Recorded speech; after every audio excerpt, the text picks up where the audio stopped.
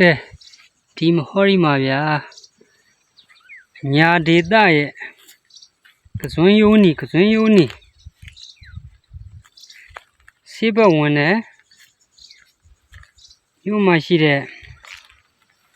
ကစွန်းရွက်တွေနဲ့မတူဘူးစားလို့လည်းရမ်းကောင်းတယ်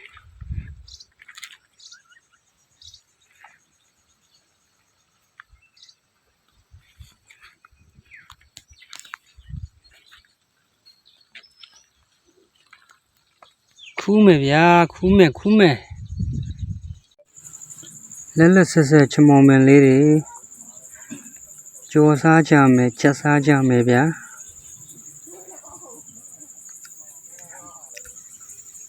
ဒါကတော့ဖူးပင်ပေါ့ဖူးရွက်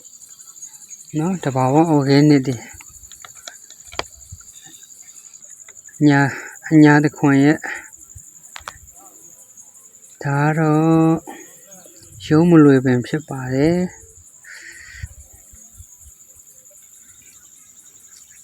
ပဲရွက်နော်လုံးဝ organic စစ်တွေစားလို့ရမ်းကောင်းတယ်ကြော်စားမယ်ချက်စားမယ်ကျန်းမာရေးအတွက်အင်မတန်ကောင်းမွန်ပါတယ်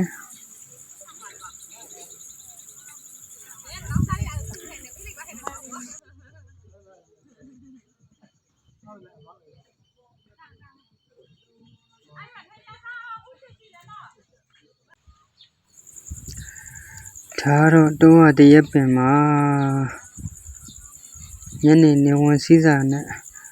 လှလို့ရိုက်လာတာဖြစ်ပါတယ်ခံစားကြည့်ပါအောင်ဗျာ